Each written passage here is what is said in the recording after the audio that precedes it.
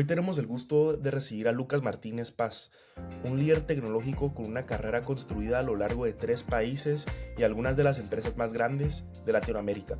Lucas se desempeña actualmente como CIO y director senior de tecnología y transformación corporativa de Corporación Multiinversiones, CMI, uno de los conglomerados privados más grandes de la región, con operaciones en 15 países y marcas como Pollo Campero.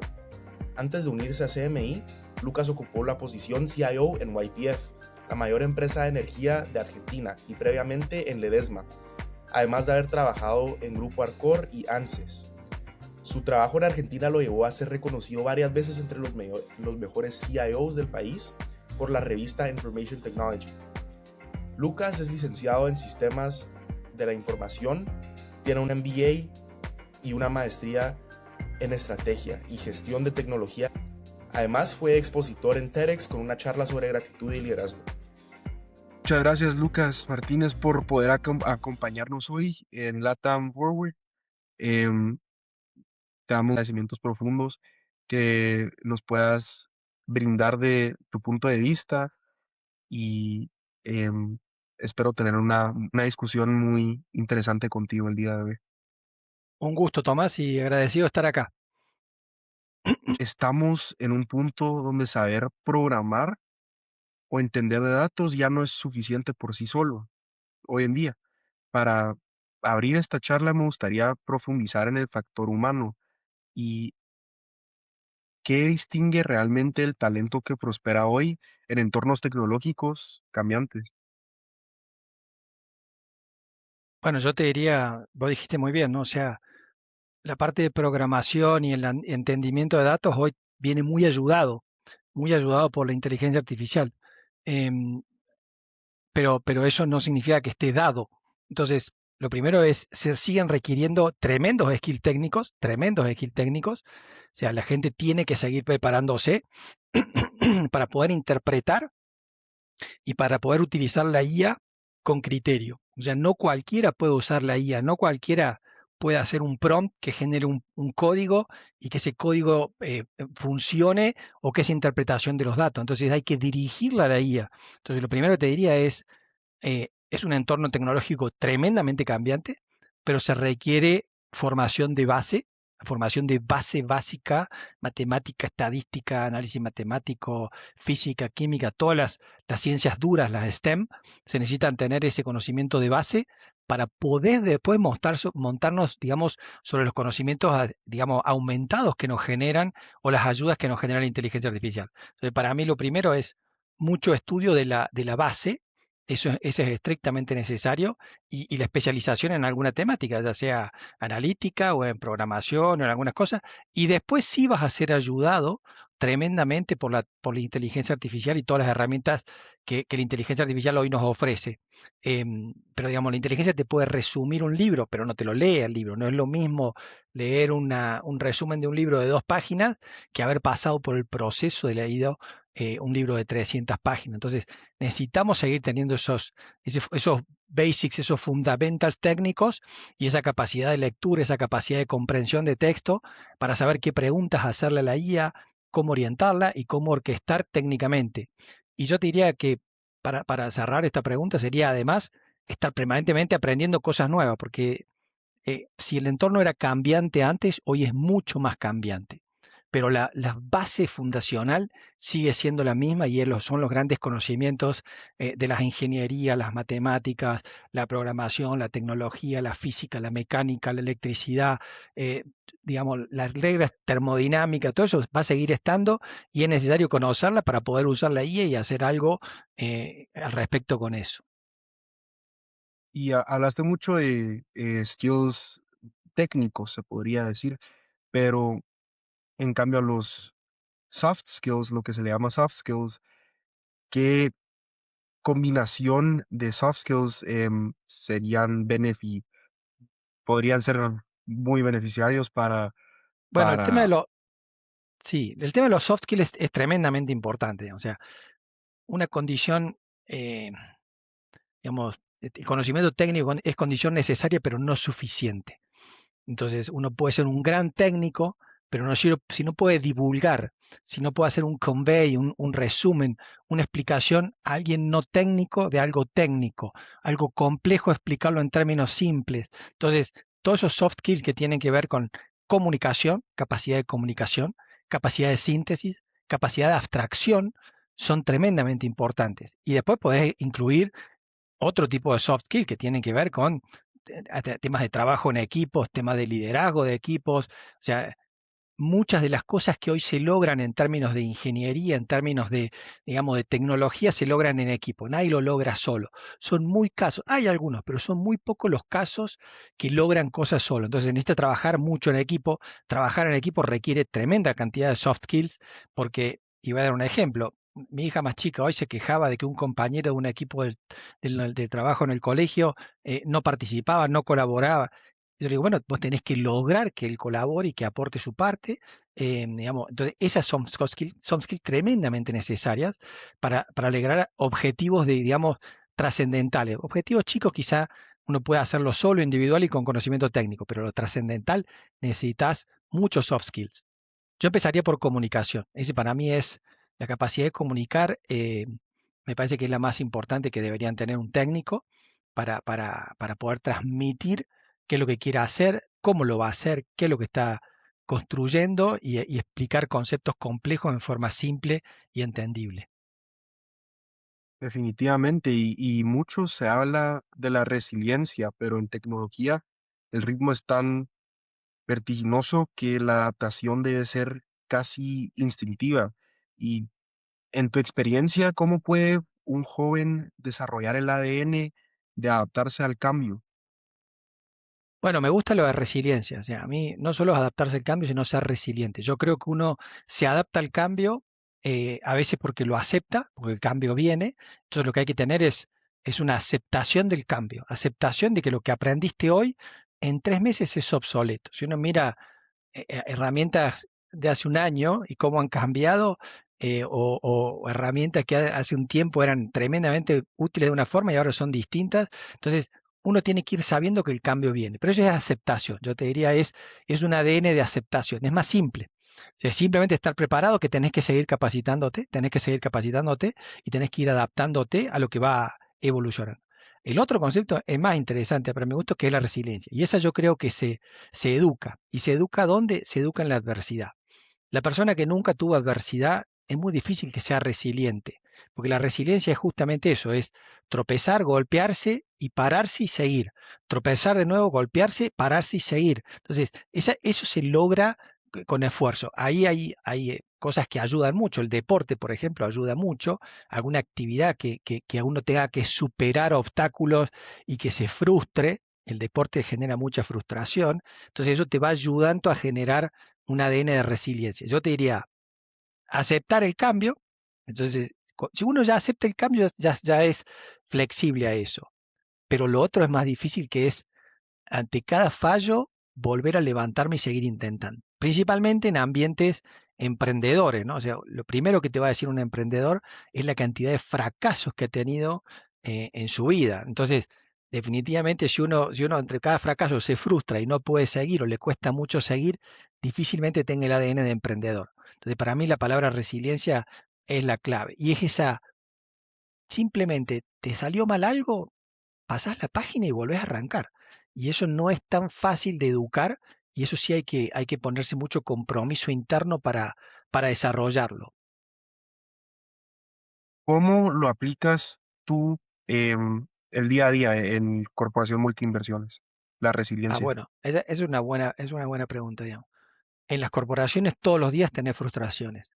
Todos los días tenés setbacks, todos los días tenés golpes, proyectos que se complican, situaciones que salen distinto de lo esperado, objetivos que no se alcanzan. Entonces uno permanentemente está replanificando, redefiniendo estrategia, ajustando, corrigiendo el rumbo.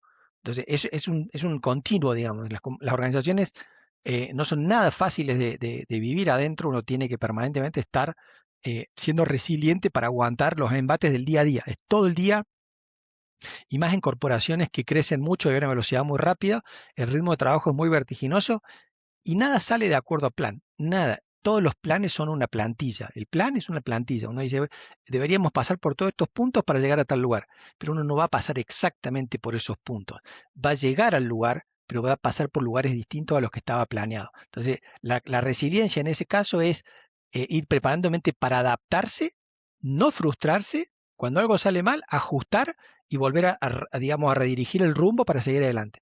Eso es un continuo y yo te diría que ahí ese ADN de resiliencia es necesario en los ambientes corporativos para no frustrarse, para no desmotivarse. Y yo te agregaría un concepto que a mí siempre me ha funcionado mucho, que es parecido al de la resiliencia, pero es la capacidad de automotivación. O sea, en las compañías, cuando algo pasa distinto a lo que uno quisiera, mucha gente se deprime o se frustra y se termina, digamos, poniendo en posición negativa y se marchitan, digamos. Bueno, la capacidad de automotivarse, o sea, salió esto mal, esto no salió como yo quería, esta organización no es la que yo esperaba, esto no sé qué, lo que me sacaron, me quitaron, me pusieron, me mandaron, tal proyecto que yo quería no me lo dieron. Todas esas cosas, y inmediatamente buscar un mecanismo de automotivación y buscar el lado bueno de las cosas, es una soft skill clave para el mundo de las corporaciones, la automotivación. Y a veces existe una desconexión, se podría decir, perfiles brillantes en lo técnico que no logran explicar cómo su código impacta el estado de resultados. Y sobre este equilibrio, ¿qué deben de entender los jóvenes sobre la conexión entre tecnología y la creación de valor en el negocio?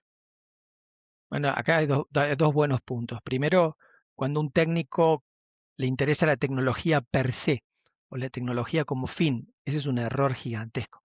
La tecnología en las organizaciones y en general tiene que ser para crear valor.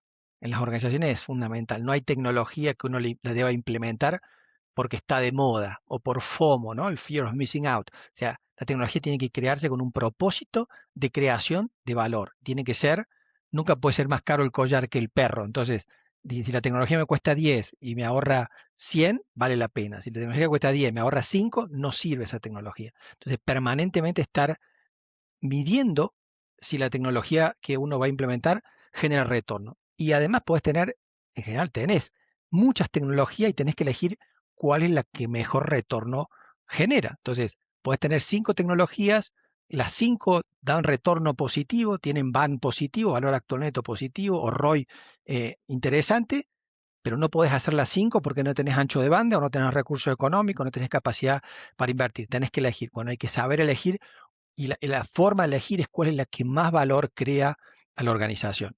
Y respecto a los técnicos que no logran transmitir el valor de lo que hacen, definitivamente la van a pasar mal, porque se van a frustrar mucho, porque si no logran este soft skill de comunicación y poder hacerse entender y transmitir a sus jefes o a áreas, digamos, no técnicas, la importancia de lo que hay que hacer, si no logran transmitir eso y comunicar, eh, los proyectos no van a salir y el nivel de frustración va a ser muy alto.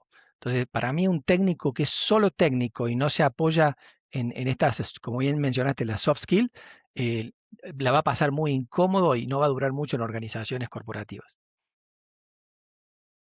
Y con la cantidad de información que se genera cada día, el problema ya no es acceder al conocimiento, sino saber filtrar qué es ruido y qué es valor.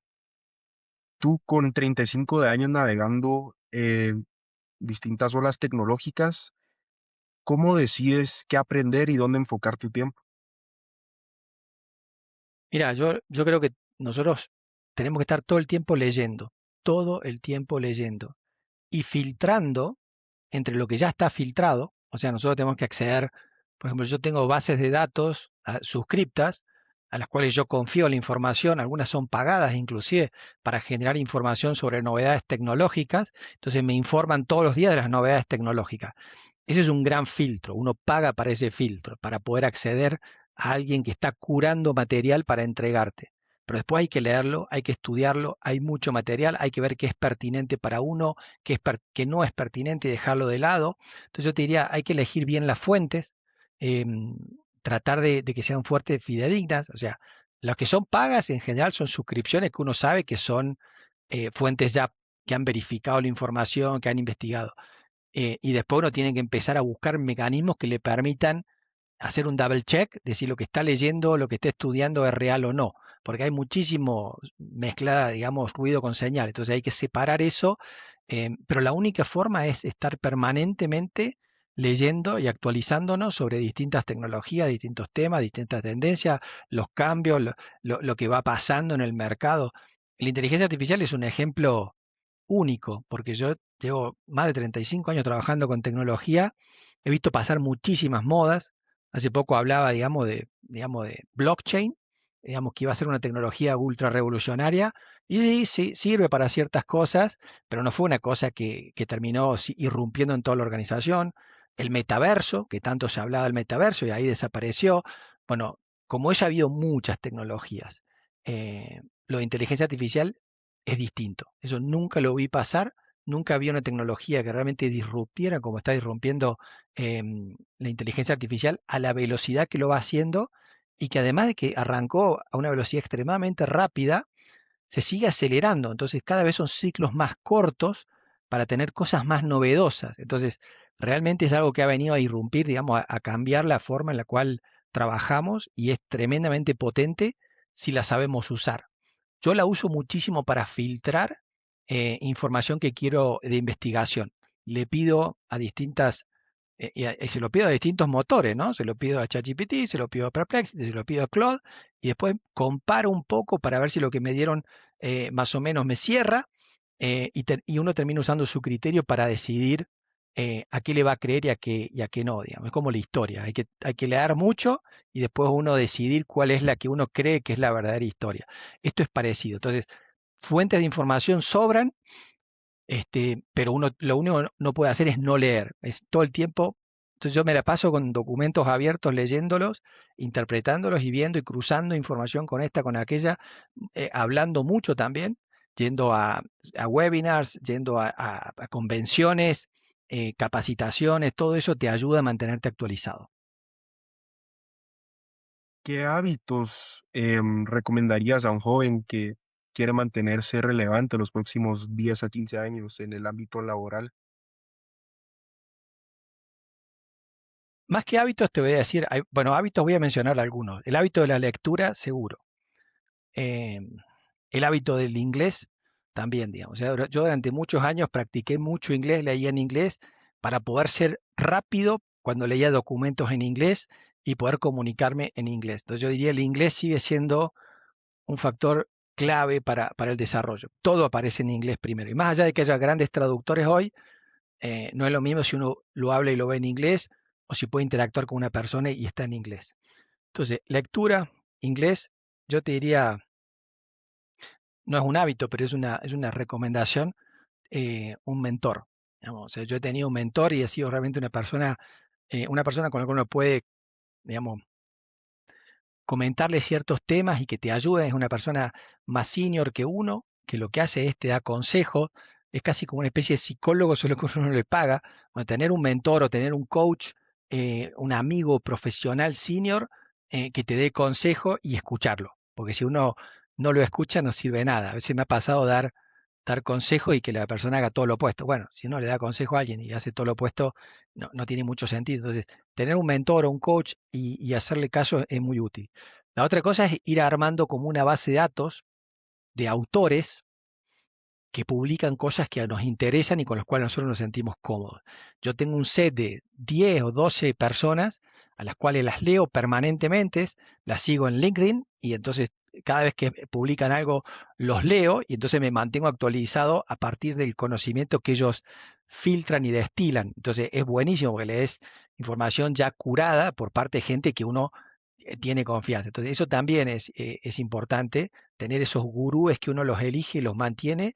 Y yo te diría después ir construyendo la network. ¿Y qué es la network? La network son pares tuyos de tu profesión con los cuales vos puedas interactuar, no compitas, sino que cooperes. Entonces, en el mundo de los directores de tecnología de información, hay mucha cooperación. ¿Cómo te fue con tal producto? ¿Cómo te fue con tal tecnología, con tal software, con tal hardware, con tal sistema operativo, con tal base de datos, con tal proveedor? Y eso se intercambia en forma, digamos, colaborativa entre una red, digamos, de muchísimos directores de TI y te ayuda a no caer en los mismos problemas que han caído otros o a evitar situaciones que uno, si no tuviera esos consejos, no las evitaría. Entonces, esa también es no es un hábito, pero es una construcción, construir una red de pares con las cuales uno pueda tener una sounding board para tirar un tema. Estoy queriendo hacer esto, ¿cómo lo ven?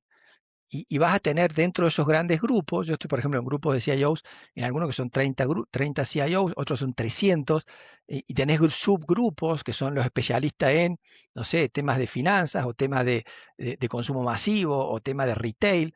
Entonces, podés intercambiar experiencias y eso te ayuda muchísimo y a hacer pruebas y nada, es muy útil la network que uno va construyendo y toma tiempo. Y lo principal en eso es y mi política es siempre poner a la network, subir información, subir análisis, subir estudios, comentar, compartir, para algún día pedir información, pedir estudios, pedir análisis. Entonces, si todos colaboran, es donde tiene la potencia esa network.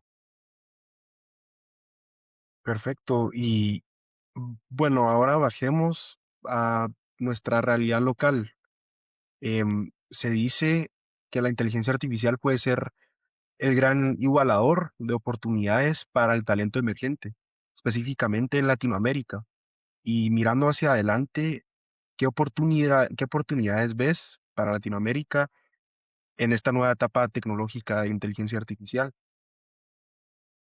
Bueno, yo creo que la inteligencia artificial yo lo veo como una herramienta más, que es pareja para todo el mundo. Yo diría que en algunos casos es una ventaja, en otros no es tanta ventaja, em, porque digamos, en algunas geografías latinoamericanas los costos de la IA son prohibitivos porque el valor del dólar o lo que sea. Entonces hay lugares en países donde realmente tener suscripciones de 30, 50, $100 de una inteligencia artificial es muy costoso, mientras que en Estados Unidos o en otros países más desarrollados no lo es tanto. Entonces ahí me parece que hay una diferencia que juega en contra por los costos. Pero en términos generales yo creo que lo que caracteriza a los latinoamericanos es la resiliencia, la adaptación al cambio. La mayoría de los países latinoamericanos hemos pasado por crisis políticas, crisis económicas, crisis de todo tipo en las cuales hemos tenido que adaptarnos y las empresas se han tenido que adaptar. Entonces hemos pasado por procesos de reestructuraciones, de achique, digamos, de distintas situaciones que nos hacen resilientes. Eso creo que es digamos, eso es un factor, digamos, muy importante para poder, digamos, desarrollar en cualquier ambiente al cual vayamos. Somos grandes, los latinos somos grandes resolutores y eso se valora muchísimo. Digamos, las compañías buscan gente que resuelva problemas. Y los latinos que vivimos en problemas estamos muy acostumbrados a resolver problemas y resolver problemas con restricciones, restricciones presupuestarias, restricciones de gente, restricciones de tiempo, restricciones de lo que se te ocurra. Entonces, yo he visto proyectos en Estados Unidos que tenían una persona que subrayaba las minutas, otro que las escribía, otro que las publicaba, otro que convocaba y en los proyectos donde estaba yo sentado había uno que hacía todo y había que hacerlo. Entonces, por supuesto que la calidad no era la misma, pero al final ese throughput que generaba era mucho más grande que un equipo mucho más dividido, la gente era polifuncional, la gente podía hacer cosas que en otros países no hacen porque son como muy verticales de su tema. Nosotros los latinos nos metemos en todos lados. ¿Por qué? Porque es necesario. Porque tenés que aprender esto, tenés que aprender lo otro, tenés que armarte la presentación, todo tenés que manejarlo para poder cumplir con plazos, cumplir con las restricciones presupuestarias o restricciones de ancho de banda. Entonces eso nos hace, yo creo que roles muy interesantes para polifuncionales y capacidad de resolver problemas y no amilanarnos ante una situación complicada. O sea, los latinos han pasado por todo y nada nos da miedo. Entonces, eso es bueno porque cuando hay un incendio, mantenemos la calma. Y mantener la calma en situaciones de megacrisis es lo primero para poder responder la forma más asertiva a una crisis. Yo creo que en eso estamos más preparados que nadie. Em, ¿Qué tipo de talento, esto me conecta un poco con qué tipo de talento necesitarán las organizaciones líderes como Corporación Multinversiones, eh, pero también general en los próximos años. Bueno, para mí arranca por, hemos ido hablando un poco, ¿no? O sea, la base técnica tiene que estar y tiene que ser de excelencia. Entonces, buscamos gente con una base técnica de excelencia, distintos roles, distintos, puede ser desde un veterinario para una granja de animales hasta un informático o un ingeniero mecánico para la parte de mantenimiento, desarrollo de máquina o un electrónico para la parte de automatización. Entonces, conocimiento técnico de base. Segundo, el inglés. Después de haber pasado por distintas experiencias y haber sido capacidad, haber tenido capacidad para resolver temas y hacer ciclos, ¿no? O sea, buscamos gente que haya hecho ciclos, entonces tuvo 5 años en tal compañía y tuvo estos logros. Eso pasa a ser tremendamente importante. ¿Qué logró a nivel compañía? Bueno, no sé, reduje los costos de producción o de mantenimiento o de logística o de informática por tal razón, con tal tecnología. Entonces, esas personas que han hecho experiencia en compañías grandes y que después quieren pasar a las grandes corporaciones aún mayores todavía, son los recursos. Y por supuesto, con ADN de estudio, con ADN de aprendizaje continuo, con estos soft skills que venimos hablando, o sea, se necesita tener buena capacidad de comunicación, buena capacidad de síntesis, poder decir cosas complejas en términos simples, cosas técnicas en términos no técnicos, poder traducir la tecnología a las palabras de un usuario y que entienda la importancia de esa tecnología. Entonces, todos esos elementos son los que se buscan para poder participar. Y por supuesto también depende del nivel en la organización. Mientras más alto es, más capacidad de visión estratégica, ¿no? Y la visión estratégica es estar viendo a 5 años o a 10 años. Hay gente que está mirando a 10 años qué va a pasar con el retail, qué va a pasar con la industria cárnica, qué va a pasar con la tecnología. Entonces, estar mirando, tener gente que tiene esa capacidad de abstraerse de lo que es el hoy y de proyectarse en los próximos 10 años y a partir de esa proyección, descomponer eso para un plan que vaya fijando objetivos que se cumplan a lo largo de mediano plazo, 3 años, 5 años y largo plazo, y que vaya orientando el barco hacia donde tiene que ir para los próximos 10 años. Para cerrarme, si tuviera que dejarle un mensaje, em, un solo mensaje a la próxima generación de líderes latinoamericanos, Latinoamericanos. perdón, latinoamericanos, ¿qué deberían de entender cuanto antes sobre este momento histórico y cómo pueden prepararse para sí mismos? Hablamos de la resiliencia, hablamos del inglés, hablamos de los soft skills, hablamos de lo técnico, de poner, de poder explicar lo técnico en forma simple, de la importancia de la comunicación, pero en un solo mensaje que tienen que entender ellos para este momento tan, aparte de intrigante, aparte de interesante, a mucha gente le puede dar miedo por la cantidad de cambio que va cambiando extremadamente rápido. Con un solo mensaje, ¿qué les darías para poder seguir adelante? Mi mensaje sería que se apoyen en la IA 100%, que no le tengan miedo, que si aún no han empezado, empezar hoy sirve, que lo que no sirve es no empezar, que se empieza de a poco y se aprende rápido, y que lo que tienen que hacer es justamente es no tenerle miedo, ir de a poquito aprendiendo. Ese sería mi mensaje. Para mí es no descuidar esta nueva tecnología que es la inteligencia artificial, eh, mantenerse actualizado e ir de a poquito aprendiendo sin tenerle miedo e ir viendo qué va generando, porque hay muchos mitos de que va a reemplazar gente, de que esto, aquello, digamos, mientras uno vaya aprendiendo, se va a ir adaptando. Y el pensar y el judgment, digamos, y el criterio, todo eso va a seguir siendo necesario. Entonces va a facilitar un montón de cosas, va a ayudar un montón de cosas, pero no va a reemplazar al ser humano. Entonces hay que entender que no compite con el ser humano per se, sino que lo aumenta, le da gran potencia. Y te voy a dar un ejemplo muy cortito. Hace poco no, hace ya como 3 años, cuando acababa de aparecer ChatGPT, estuve en una convención y en la convención habían puesto un dibujante que uno pasaba y te hacía un dibujo de una caricatura de la persona. Y el dibujante estaba con una tablet gigante y te iba haciendo la caricatura. Y el caricaturista este que estaba haciendo sobre una tablet, con un software, me dijo, la verdad es que estoy muy preocupado con esto de la IA porque nos va a dejar sin trabajo. Le dije, ¿vos estás viendo con qué estás haciendo la caricatura? Le digo, hace 10 años esa caricatura se hacía en un papel y con unos pincelitos y con un lápiz, y ahora la estás haciendo en un software, con una tablet. La IA va a hacer algo parecido. Te va a dar herramientas adicionales, digamos, pero no te va a reemplazar. Entonces, es eso, digamos. Esta persona no se daba cuenta lo tremendamente tecnificada que estaba comparativamente con lo que hubiera sido un caricaturista 10 años antes.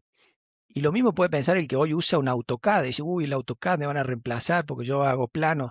Mirá, hace 20 años hacían los planos con los Rotring, dibujando en unas mesas gigantes y hacían los planos de una casa o un edificio. Hoy los hacen con AutoCAD, mañana los van a hacer con otra herramienta. Lo que tenés que hacer es aprender a usar esa otra herramienta. Eso tenés que hacer. No tenerle miedo, y el tenerle miedo lo que suele generar es aversión. Entonces, si uno le tiene miedo, le genera aversión, no se acerca, ¿no? Le tengo miedo, y esto es probando. Digamos, acá no hay un libro de inteligencia artificial que vayas a comprar y que te va a enseñar, porque cambia tan dinámicamente que tenés que estar permanente. Yo lo que recomiendo es tener algunos youtubers, ¿ah? que publican cosas todos los días, y bueno, hoy veo uno, mañana veo otro, y uno se mantiene actualizado lo que va, y después ir probando y ver en dónde más te hace sentido a tu profesión. Muchísimas gracias, Lucas, por todo tu punto de vista sobre este momento de cambio tecnológico extraordinario. Em, Ha sido sumamente interesante todas tus diferentes perspectivas, como por ejemplo la importancia del inglés, parte de la inteligencia artificial, todos los diferentes, las diferentes habilidades concretas que debe tener un ser humano para seguir adelante, como la comunicación y cómo mejor comunicarnos, que aprendiendo los lenguajes que son más utilizados en los negocios, como el inglés. Muchísimas gracias por todos tus diferentes puntos de vista, em, tu experiencia que nos pudiste dar un poco y te deseo el mayor éxito en los próximos años con la inteligencia artificial y estoy seguro que oiremos muy buenas cosas de ti en el futuro. Ah, te agradezco yo a vos, Tomás, por haberme invitado a este podcast o a este, no, no es un podcast, esto es una revista, ¿no? Sí, ¿Cómo es? al podcast, sí. Al podcast. La verdad que muy interesante las preguntas. Me encantó participar, me encanta comentar un poco a partir de la experiencia que nosotros ya tenemos. Yo tengo casi 56 años, ya llevo mucho tiempo trabajando y me parece interesante que los más jóvenes se acerquen para escuchar un poquito y desmitificar y decir, bueno, a ver, ¿qué es lo que dice la gente más grande? ¿Cómo era el pasado? Y van a ver que, digamos, también yo cuando estaba en el 91 estudiando sistemas, aparecieron las herramientas CASE, que era Computed Aided Software Engineer, ¿no? Diseño asistido de software asistido por computadora. Y decía, año 91, decía, esto va a reemplazar a los programadores. Estábamos todos horrorizados porque nosotros estábamos estudiando programación. Y cada día se necesitan más programadores. Entonces, no le tengan miedo a la inteligencia artificial porque se va a necesitar, todas las profesiones van a cambiar, todas las profesiones se van a adaptar. El que maneje la IE en la profesión que sea, se va a destacar. Así que nada, ha sido un gustazo poder compartir y siempre quedo a disposición para lo que me quieran preguntar y consultar, Tomás. Igualmente, muchas gracias.